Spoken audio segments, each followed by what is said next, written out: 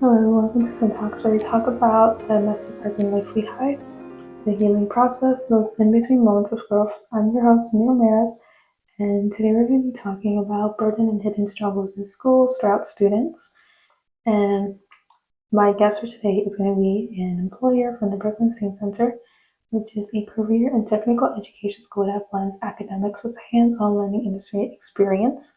Mr. James Andrews, who is currently the audio engineer instructor. He was actually the film media instructor when I was a student there and my actual instructor. So yeah, give it up. All right, guys, what's going on? My name is Mr. James. I am the audio engineering technology teacher at the Brooklyn Steam Center.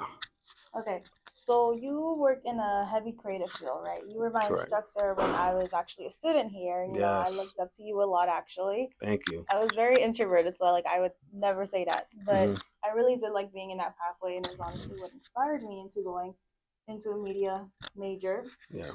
And I was wondering, how is it like working with students? What's their experiences? Do you find like kids who like remind you of past students, or like kids who are Hmm. just like, wow? So that's a good question for me. I think as an educator, I feel like you'll find students that have similar traits, right? But I think one of the things that's amazing is that every year when you get a new set of students, it's a new adventure.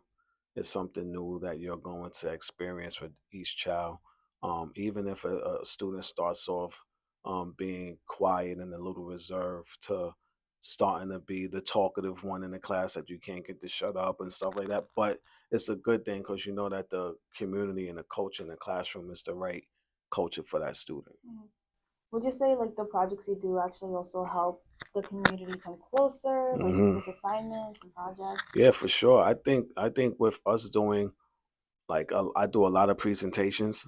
So presentations, gives them an opportunity to have a voice, right? So when they do their presentations, it starts to build their confidence, from each one. So if school starts September 15th, I'll say by September 22nd, they're doing their first presentation as a group.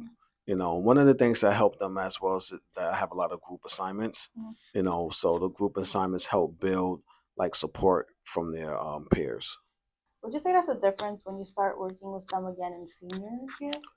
Senior year, senior year is kind of weird because students change over a summer. Mhm. A child who might have been excited for school might be ready to go and might be ready to finish.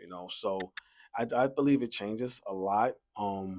Especially at the school that I teach at, it's like their schedule changes where they have to be in school earlier, and sometimes it just changes the whole dynamic of their Mhm. energy and their personality through to their responsibilities. Yeah, I feel like a lot of people just aren't morning persons either, Yeah, especially students. Like, yeah, it hurts. mhm. Sometimes you definitely see a difference, in the child, senior year. Mhm. Like that will, because 11th grade, they're super excited to be in a class because it's such a different environment. Right. And then senior year, it's like they've been here already, so they Mhm. kind of a little more, um, just like less eager to kind of be in the seat sometime. Mhm. So but that's why the projects are important, and the projects have to kind of resonate with them to want them to get there on time.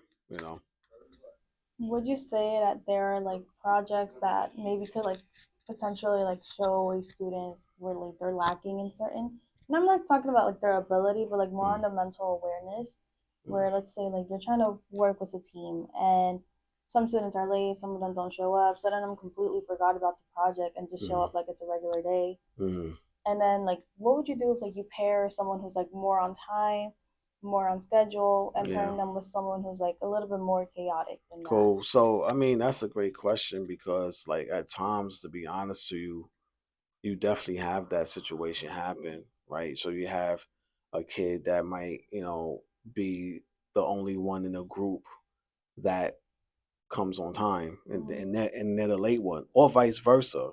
Like I've seen recently, students in a group and everyone else is late, but they're showing up on time. So I have to do strategic grouping. Mhm. I have to understand like the tendencies of my students and say these students need to be paired with these students.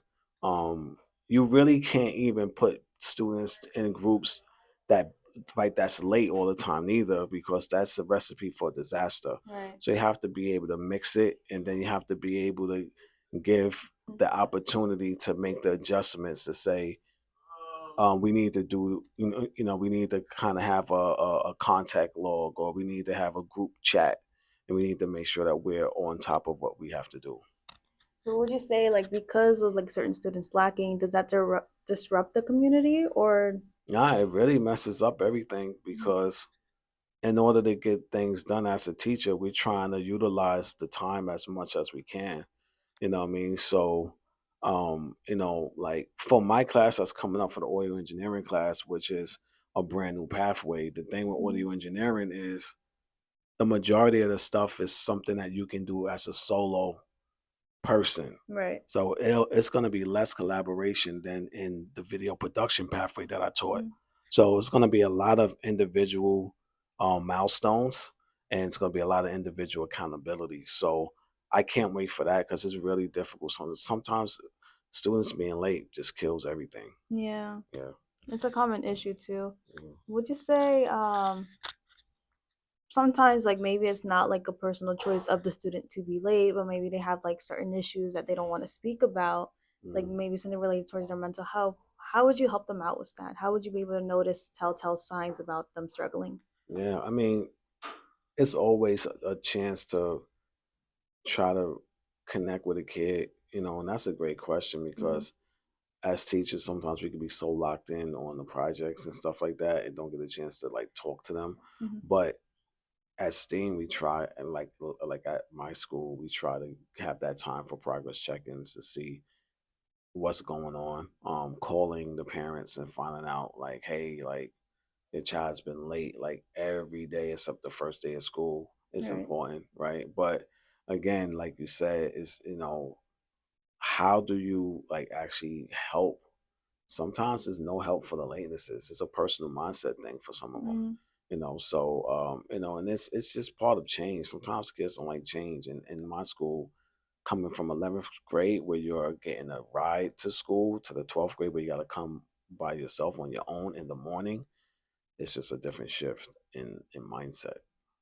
How would you like, let's say you have a student who like opens up to you and they ask for help. Were there ever any cases where like you were really touched by it? Of course, you don't have to go into detail about Mhm. it, but something that just like really set heavy with you and had to like you just had to reflect on. Yeah, I mean, someone, a student reached out, but not even personally, but like through social media, and just like posted things that I kind of thought was warning signs of going down the wrong path, Hmm. and wanted everybody to see, but was acting like they didn't want everybody to see. And that's how I figured out that kid needed help. So just through social media, Hmm. um, you know, and they kind of gave me the signs through that they wanted help.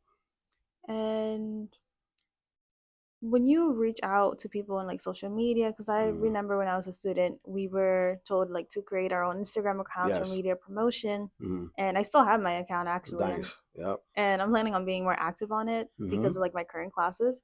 So would you say like that's actually a way to like also build community, or is it also harmful for some students? I mean, I think it's for what it's for. The purpose of it is to build community.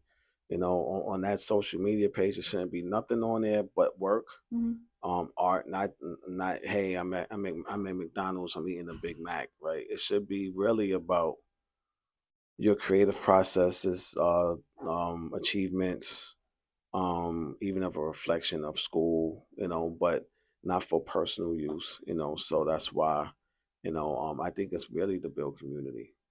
Yeah. I remember when I was in your junior class last year, I believe, Mm. you were having them like share out like social media, like to connect with like older students. Mhm. I was wondering, are you planning on also doing that with like your current classes, even though they're juniors? Yeah. So I already done it. So we already created our Instagrams and had them just like seek out on the suggested page, Mm-hmm. like when Instagram kind of like says like a recommendation, like to right to suggest Mm-hmm. um to seek for STEAM students and STEAM scholars and STEAM, like everything that's part of like the school community. If my kids were able to find some kids, so I gave them like maybe a list of a few kids, and then it kind of led them to a few. So we started, but it's on them to kind of continue to look and also be active, because my pathway and what we're doing is like it's more like an exploratory pathway right now. So these Mm-hmm. kids that I have right now might not be the kids that I have for the next 2 years. So I didn't fully jump in all the way, but yeah, that's what like we plan to do. So that also reminds me when we're talking about like prior like graduates and having like new students, how does it feel like when you were teaching like for both junior and senior, and like when you see like your students are graduating and then you have a new fresh of faces, you got to remember their names and like certain qualities, traits. Like how does it feel to like let go of like a graduating class? It's tough sometimes because you see them go, but you stay. Mm-hmm. You know what I mean? So it's just like the years go by, kids will go come in out these doors, and then you stay.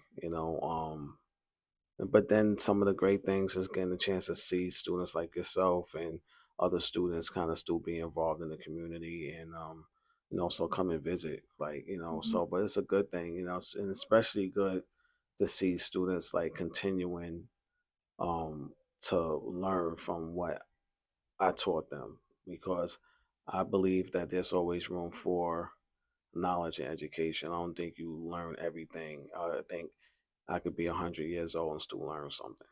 Would you say that's also like a mindset you try and teach your students, like your current students? hmm Yeah, so really important. I think like, because I do have some students, I think they know it all, Mm-hmm. and also, to be honest with you, when you're in school and then you go to post secondary and you come into a school, you might be in a class that's being taught the same stuff that I taught you guys, but y'all might go the whole school year with the same type of knowledge that I taught you guys, because a professor has to look at it and think that everybody's starting from zero. Right. So you can't really go in there with the mindset that you know it all, but that you're willing to listen. And I think that's important. Gotcha. But would you say like maybe like some students have similar problems, like you know how you said that like the graduates when they come and return? Yeah, I mean, it's this when students come back, I don't see problems when Hmm. students come back. I just, so far I have seen success when they come back. So I haven't really seen problems from kids, really, to be honest with you, especially from my alumni. I'm aware you have kids. I hmm remember I met one of them when I was a senior, Yeah. and I was wondering, what's it like having kids and like teaching at a high school? What's it like having kids and teaching at a high school? Hmm. I mean, having kids helps because I automatically just have like a parental side of me Hmm. that can be warm, but also can be stern at the same time. So I think that balance kind of helps. And it also helps me be able to manage my classroom, also because I understand my youth. So I just hope I don't lose that, because that's important. And my kids are teenagers. So I'm dealing with real issues, having Hmm. two young black teenagers is like, it could be difficult, but I kind of bring that to the classroom, and I think that it's important.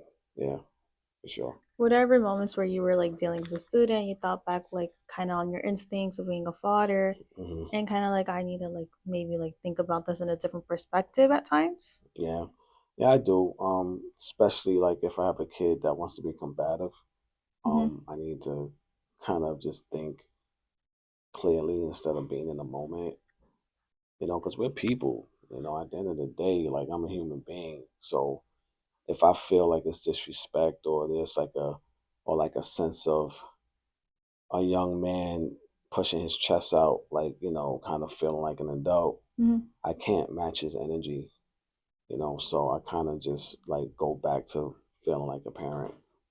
instead of like feeling like somebody that's being kind of, you know, combative with somebody out in public, you know. Thank you for being here. Thank you for the interview. No problem. Thank you for having me. And congratulations for just being like Uh, on top of your like your stuff Thank and you. being connected and just locking in because everybody, like everybody don't have this opportunity to still stay in the field that they're Hmm. into. So continue doing it.